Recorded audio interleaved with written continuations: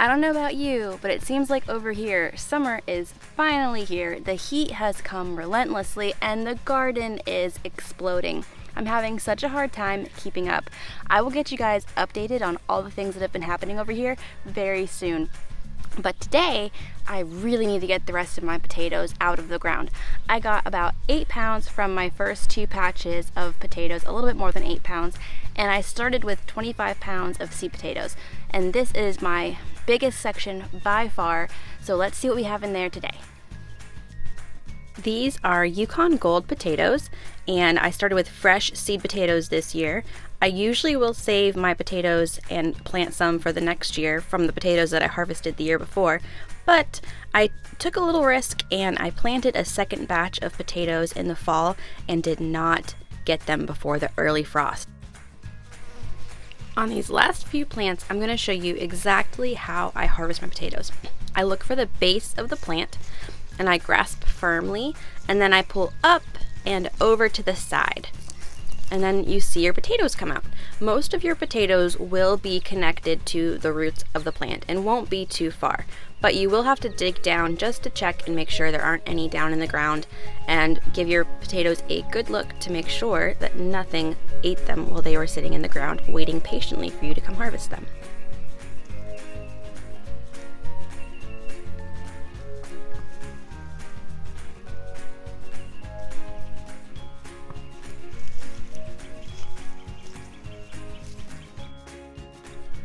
So again, find the base of the stem, grab as close to the ground as you can, firmly pull up and to the side, and out pop your potatoes.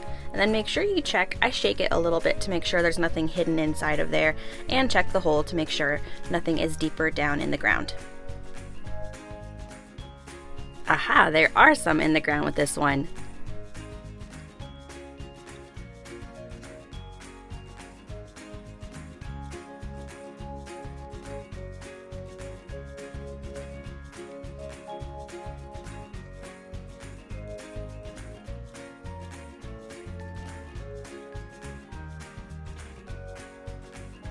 So we got 2 great big buckets of potatoes. I'm gonna weigh these and I'll let you guys know how much they weigh.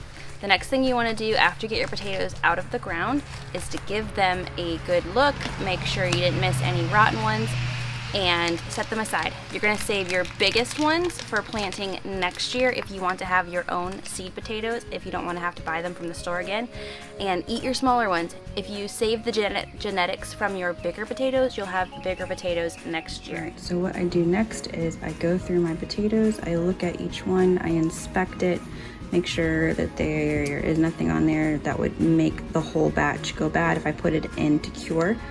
I'm gonna weigh these so that I know how much I got, but you don't have to do that. And then the ones that look like they might not be great, I will set them aside down here. So like some of the ones that have green on them, I don't want to put those in for long-term storage.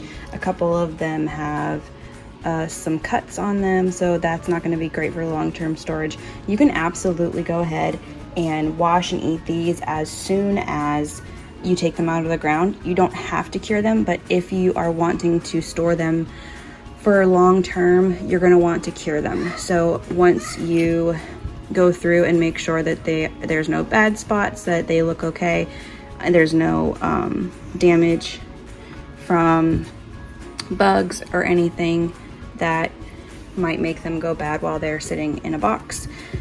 And then what you will do is leave them for 10 days. I will put them into like a shallow box like this, not a deep box, and I will only do like a layer and a half, and then I'll get another box so that way I can cover it up. It'll be completely dark in my garage, and then after 5 days you want to come check them, turn them over, make sure nothing looks like it's going bad, and then leave them for another 10 days, and then they are cured, and you can store them however you want to store them for your long-term use.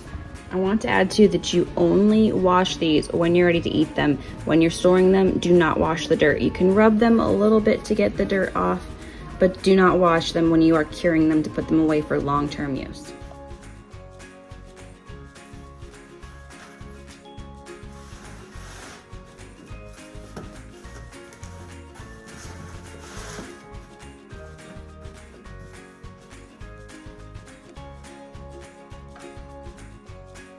So if you don't have to cure your potatoes, then why do you do it?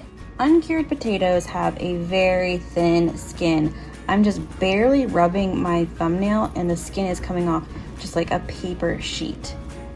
A box of potatoes in my pantry that I apparently had harvested earlier this year and forgotten about.